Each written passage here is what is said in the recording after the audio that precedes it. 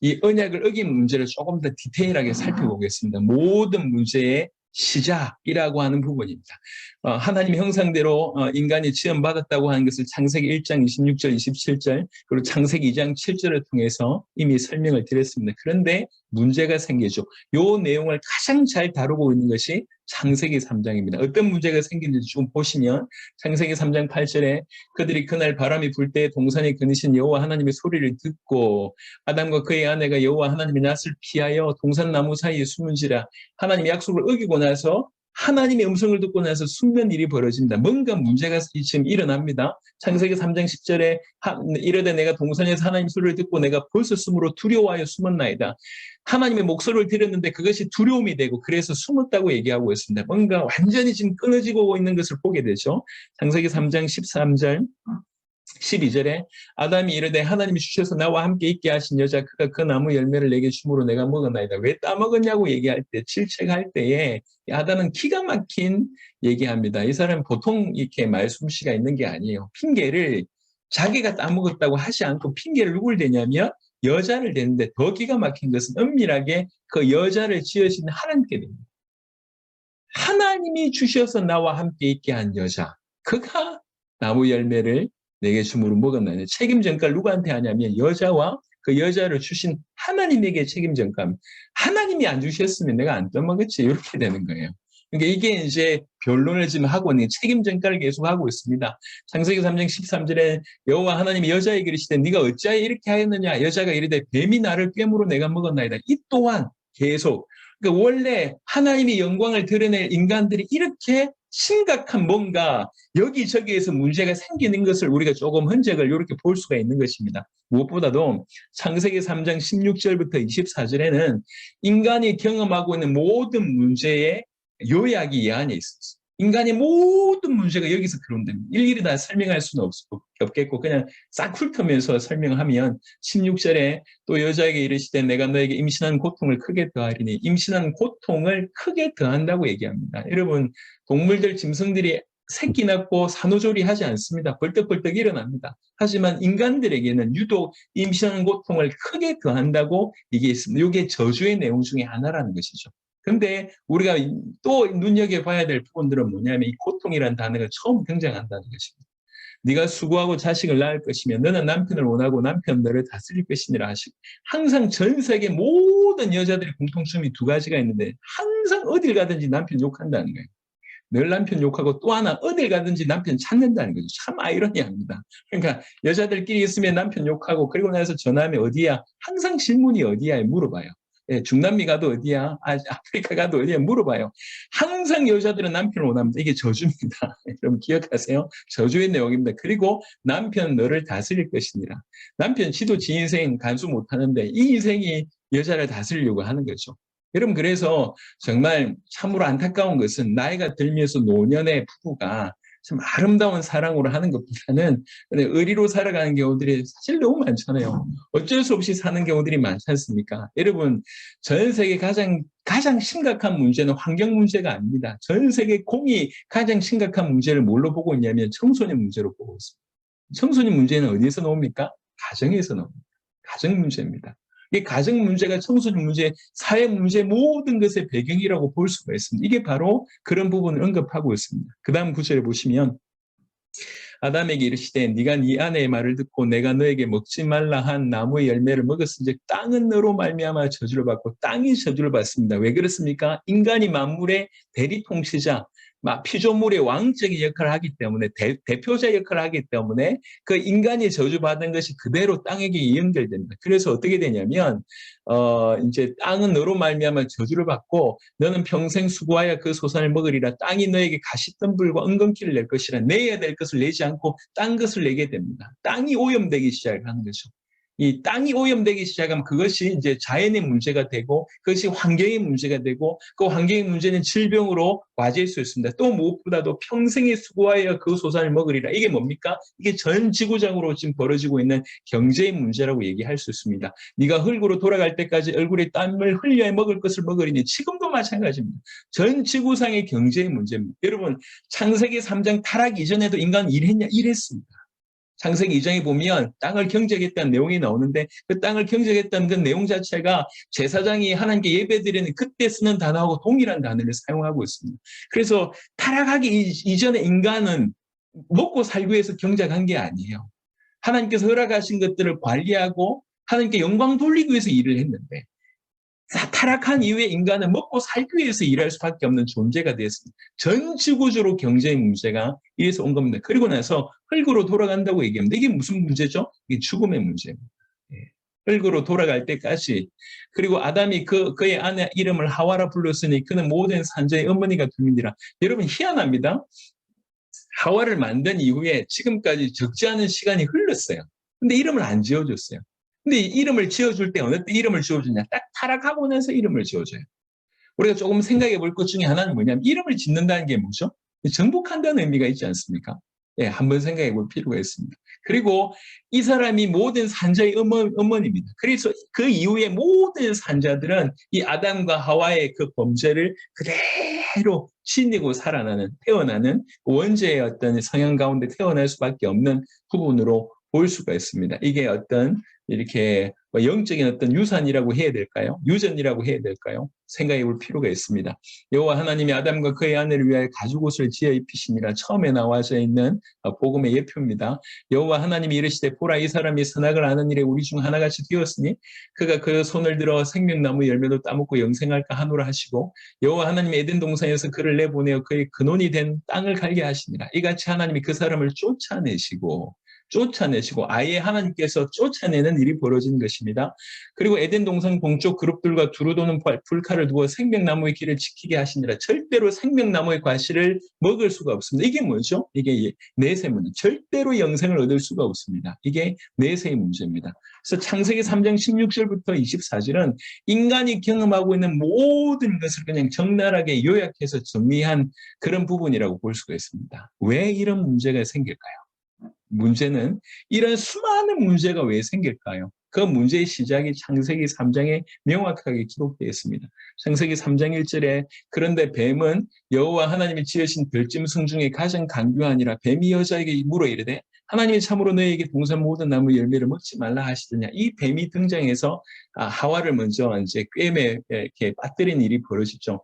계시록 12장 9절을 보니까 큰 용이 쫓기니 내쫓기니 옛뱀 곧 마귀라고 하고 사단이라고도 하며 이 뱀이 그 옛뱀이 마귀 또는 사단임을 얘기하고 있습니다. 계시록 20장 2절에도 용을 잡으니 곧 옛뱀이요 마귀요 사탄이라고 얘기하고 있습니다. 이 마귀요 이 사탄인 이 존재가 이제 인간을 쏘겠다고 하는 것이 첫 번째 이유고요. 두 번째, 창세기 3장 6절에 여자가 그 나무를 본즉 먹음직도 하고 보암직도 하고 지혜롭게 할 만큼 탐스럽게도 한 나무인지라. 여자가 그 열매를 따먹고 자기와 함께 있게 한 남편에게도 주매 크도 먹은지라. 자, 결국 하나님의 약속을 어기고 범죄하는 불순종에서 죄를 범하는 일이 벌어집니다. 그게 두 번째 이유고요. 세 번째, 그래서 결국 하나님에게서 쫓겨납니다. 이제 하나님과 단절되는 일이 벌어지죠. 하나님은 생명의 근원이면서 생명 자체입니다. 그래서 하나님과의 단절은 다른 말로 뭐라고 얘기할 수 있습니까? 죽음이라고 얘기할 수가 있는 거죠. 하나님과 단절됐기 때문에 인류에게는 결핍이 있는 것입니다. 폐일은하고 그 모든 문제의 시작이 바로 이 세 가지 때문이다라고 볼 수가 있는 것입니다. 인간에게 벌어지는 모든 문제를 창세기 3장 쭉 훑어봤고 특별히 16절부터 24절을 훑어봤는데 이 모든 문제의 시작이 바로 이 세 가지 때문임을 명확하게 창세기 3장에 밝히고 있습니다. 지구상에 지금 사단이 계속 공격을 하고 있는 중이에요. 이전에는 초창기에는 그리스도가 이제 이렇게 인간이 아니다, 아니면 그분이 신이 아니다, 뭐 이런 여러 가지를 통해서 그리스도를 공격해서 그래서 그리스도론 때문에 어떻게 보면 신학이 시작됐다고 해도 과언이 아니지 않습니까? 하지만 오늘 이 시대는 뭘 공격하냐면 말씀 자체를 공격합니다. 말씀 자체. 이게 하나님 말씀 맞냐? 라고 하면서 말씀 자체를 공격합니다. 그러면서 이제 자유주의 신학들이 많이 대두되면서 자유주의 신학들이 대부분 무시하는 성경이 뭐냐면 모세오경 그 중에 창세기입니다. 창세기는 다 신화라고 치부하고 들어갑니다. 여러분 창세기가 신하면 너무 많은 것이 무너져요. 누가 창조하냐? 요거부터 무너지기 시작합니다. 근데 또 무너지는 게 뭐냐면 인간이 어떤 문제로 시작됐냐? 여기 무너지는 거예요. 인간의 모든 문제의 근원 자체가 무너집니다. 창세기 3장에 기록되어 있는 그것을 그냥 신화로 얘기한다고 하면 인간이 경험하고 있는 모든 문제의 출발을 잃어버리고 메시아가 왜 왔는지 메시아가 무슨 역할을 하는지 잃어버립니다. 여러분 오늘도 메시아를 너무나 다양하게 보는 경향들이 있습니다. 해방신학부터 시작해서 최근에는 동성애, 게이신학까지 나오지 않습니까? 똑같이 성경을 들고 자기 하고 싶은 대로 얘기하는 겁니다. 왜 그러냐면 인간의 문제를 정확하게 인지하지 못하기 때문에 인간의 문제가 돈 없는 문제, 질병의 문제, 아니면 정치의 문제, 사회 구조적인 문제, 그 다른 문제로 해석하기 때문에 메시아를 다른 쪽으로 끌고 갑니다. CEO 예수, 생태주의자 예수, 오만 얘기를 다 합니다. 예수님 얘기하면서 전부 자기 하고 싶은 대로 얘기합니다. 하지만 창세기 3장에는 인간의 문제가 뭔지를 명확하게 밝혔습니다.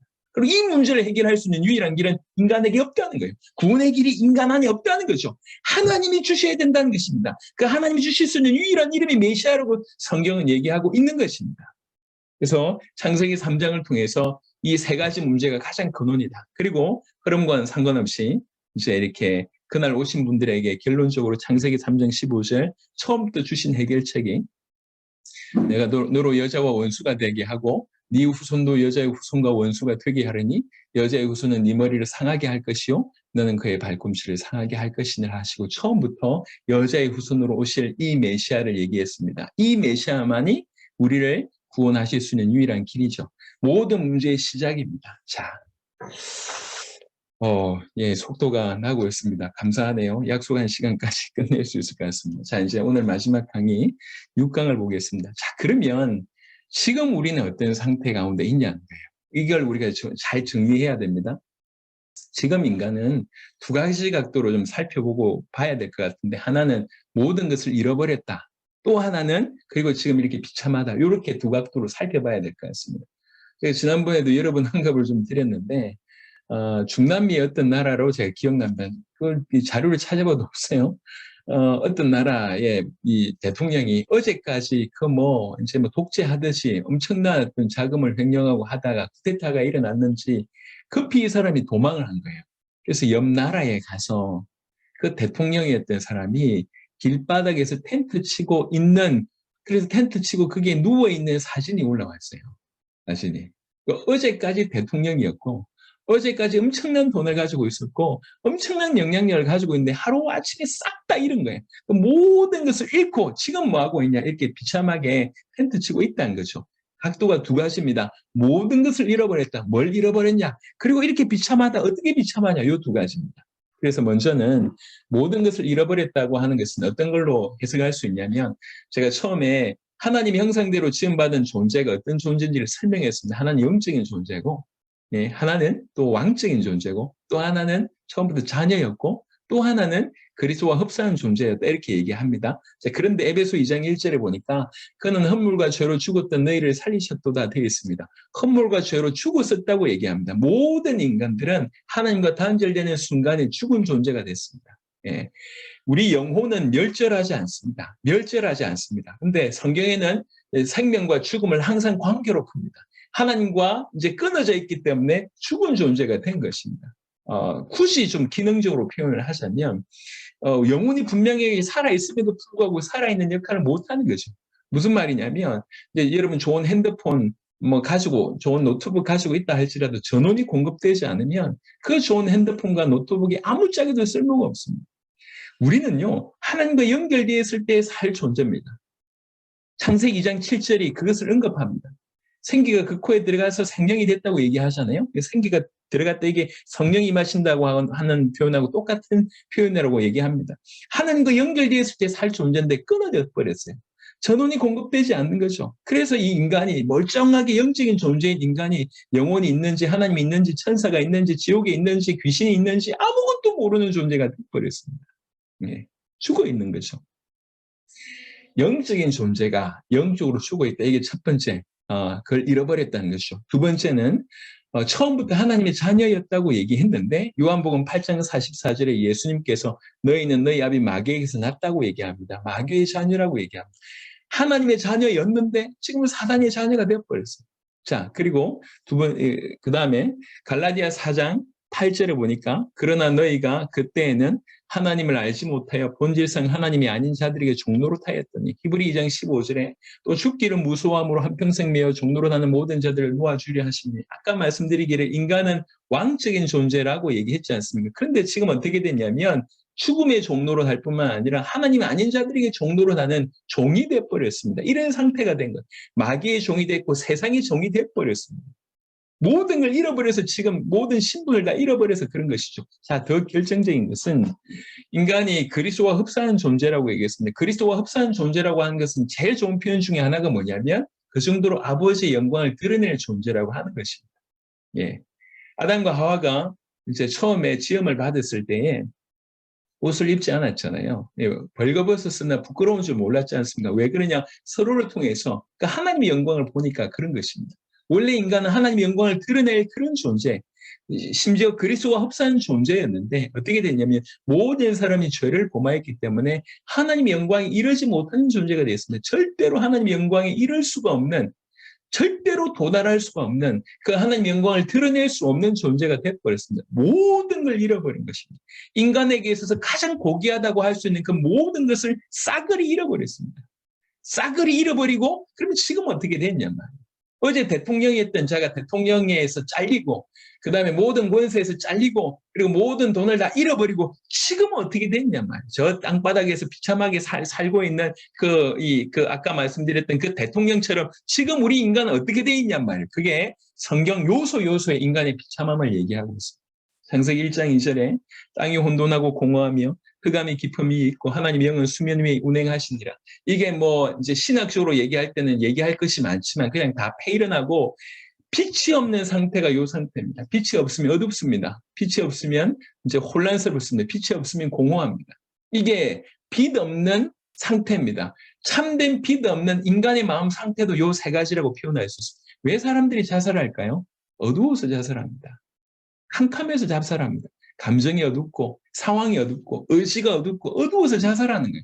우리나라 지금 자살 비율이 굉장히 높아지고 있습니다. 전부 어둡습니다. 요즘에는 각각의 분노 게이지가 점점 높아지는 것 같아요. 마지막 때 그런 일이 벌어진다고 얘기하는데 더욱 그럴 것 같습니다. 어둡습니다. 어두우니까 뭐합니까? 혼란스럽습니다. 어떤 길이 정답인지 몰라요. 그러니까 뭐 가는데 심지어 교회 안에 있으면서도 가는데 계속 부딪히는 거예요. 이게 길인가 저게 길인가. 또 어떤 길이라고 생각해서 목적지에 갔는데 그 길이 아니라는 걸 알았어요. 그때 오는 게 뭡니까? 그때 오는 게 혼란이라고 하는 겁니다. 허무라고 하는 겁니다. 허무. 네. 그래서 제가 누구에게 듣기로는 들어보니까 우리나라에서 가장 독한 술을 마시는 그룹들이 있다고 합니다. 그 그룹들이 누구냐? 법조인들이에요. 법조인. 네. 판사, 변호사, 검사 이런 사람들. 왜 그렇습니까? 그 사람들이 하는 일이 우리나라에서 가장 악질들만 상대하거든요. 이런 죄인이 있을까? 이런 사람들만 상대하면서 그 정죄를 하지 않습니까? 이게 밖으로 볼 땐 인정받고 뭐 좋은데 이게 견딜 수가 없는 거예요. 그래서 독주를 마시는 거예요. 우리나라에서 가장 마약을 많이 손댈 수 있는 그룹들이 있다고 합니다. 그게 아픈 사람들 고치는 사람들이에요. 의사들, 간호사들, 뭐 돈 많이 받지 않습니까? 사회적으로 인정받죠. 하지만 이 사람들이 하는 일이 뭡니까? 늘 아픈 사람들만. 치과에서 항상 남의 이빨만 들여다보고 있습니다. 일평생. 예, 얼마나 힘든 일입니까? 돈은 많이 벌지만 이게 견딜 수가 없는 거예요. 쉽게 또 마약을 손댈 수도 있는 그런 부분이고요. 빠져들어가는 거죠.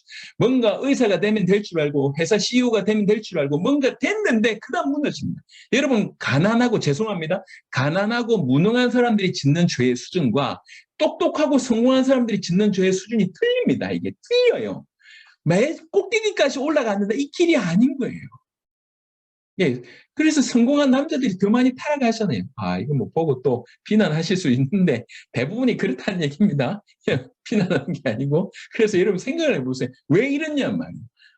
흑암 가운데 있고 혼란 가운데 있고 허무한 가운데 있는 이유는 빛이 없어서 그렇습니다. 이게 인간의 상태입니다. 창세기 6장 5절에 여호와께서 사람의 죄악이 세상에 가득함과 그의 마음으로 생각한 모든 계획이 항상 악할 뿐임을 보시고 지금도 마찬가지입니다. 그 마음과 생각이 이런 상태입니다. 예레미야 17장 9절 만물보다 거짓되고 심히 부패한 것이 마음이라고 얘기하셨습니다. 우리 주님이 진단하신 거예요. 마태복음 11장 28절에 그래서 항상 수고하고 무거운 짐을 지고 있다고 얘기하고 있습니다. 항상 수고하고 무거운 짐을 지고 있습니다. 모두가 예외 없이 모두가 이사야 1장 4절부터 6절은 인간의 상태를 제가 생각할 땐 가장 잘 설명한 구절 중에 하나라고 보여집니다. 슬프다. 범죄한 나라요, 허물진 백성이요, 행악의 종자요, 행위가 부패한 자식이로다. 그들이 여호와를 버리며 이스라엘의 거룩하신 이를 만홀히 여겨 멀리하고 물러갔도다. 우리도 마찬가지입니다. 우리는 응답에 기뻐하고 이렇게 기적이 기뻐하지만 여호와를 원하지 않습니다. 하나님을 원하지 않습니다. 심지어 그 이름을 굉장히 경솔하게 여깁니다. 만홀히 여깁니다. 그러면서 계속 멀리하고 물러갑니다. 그래서 그 결과로 너희가 어찌하여 매를 더 맞으려고 폐역을 거듭하느냐. 온 머리는 병들었고 온 마음은 피곤하였으며 발바닥에서 머리까지 성한 곳이 없이 상한 곳과 터진 것과 새로 맞은 흔적뿐이거늘 그것을 짜며 싸매며 기름으로 부드럽게 함을 받지 못하였도다. 머리부터 발끝까지 온통 터진 것밖에 없는데 치유함을 받을 수 없는 상태라고 지금 얘기하고 있습니다. 이게 지금 인간의 상태입니다. 예외 없이 우리 모두가 지금 이 상태 가운데 있습니다. 마가복음 7장 21절부터 23절엔 더 직접적으로 속에서 그 사람의 마음에서 나오는 것은 악한 생각, 곧 음란과 도둑질과 살인과 간음과 탐욕과 악독과 속임과 음탕과 질투와 비방과 교만과 우매함이니 이 모든 악한 것이 다 속에서 나와서 우리 속에 있다는 거잖아요. 다 속에서 나와서 사람을 더럽게 하느니라. 이게 지금 인간의 상태입니다. 아까 제가 창세기 3장 16절부터 19절 인간의 어떤 저주받은 그 모든 모습들을 제가 언급을 했습니다. 그러다가 히브리 9장 27절 한 번 죽는 것은 정해진 것이요 그 후에는 심판이 있으니 결국 죽게 되고 결국 심판받게 됩니다. 그 심판에서 천국과 지옥은 착한 놈 천국 가고 나쁜 놈 지옥 가는 게 아닙니다. 모든 인간은 죄인입니다. 그게 기준입니다. 그래서 이 죄인이 그의 죄 문제 해결받으면 천국 가고 그 죄 문제 해결받지 못하면 지옥 가는 것입니다. 어쩔 수가 없어요. 마태복음 25장 41절에 또 왼편에 있는 자들에게 이르시되 저주를 받은 자들아 나를 떠나 마귀와 그 사자들 위하여 예비된 영원한 불에 들어가라.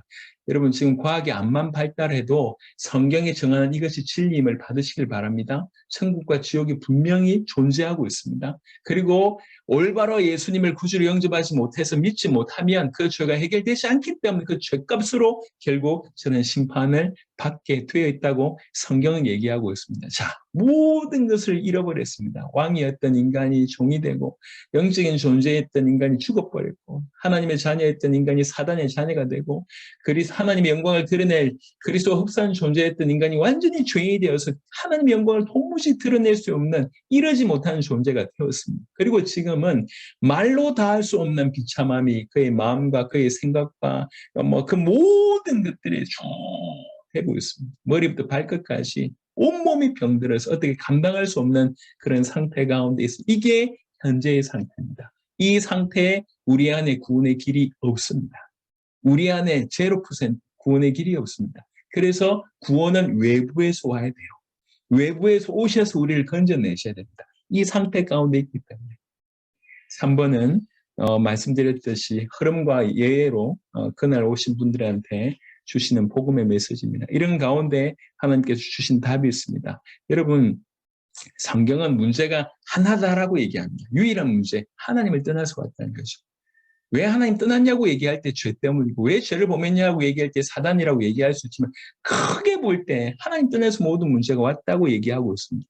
그래서 성경은 하나님을 만나면 모든 문제가 끝난다고 얘기합니다. 그런데 하나님 만나는 길이 유일하게 한 길밖에 없다고 성경은 얘기하고 있습니다. 그래서 유일한 문제, 유일한 답, 유일한 길을 얘기하고 있습니다. 유일한 길이 누구시냐? 오직 예수님이 요한복음 14장 6절에 예수께서 이르시되 내가 곧 길이요 진리요 생명이니 나로 말미암지 않고는 아버지께로 올 자가 없다. 이렇게 크게 얘기하고 있습니다.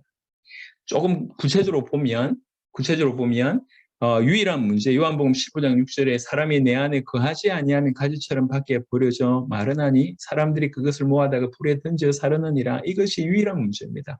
그리고 하나님을 만나면 모든 문제가 끝난 것입니다. 이컨대 시편 23편에 여호와가 나의 목자면 내게 부족함이 없으리로다. 창세기 39절에 여호와께서 함께 하심으로 형통한 자가 되었다고 얘기합니다. 신명기 2장 7절에 이렇게 말씀합니다. 네 하나님 여호와께서 네가 하는 모든 일에 너에게 복을 주시고 네가 이 큰 광야에 두루 다님을 알고 네 하나님 여호와께서 이 40년 동안을 너와 함께 하셨으므로 너에게 부족함이 없었느니라 하시고 되어 있습니다. 신명기 2장 7절 이렇게 언급되어 있습니다. 하나님이 우리와 함께 하시면 전혀 부족하지 않습니다.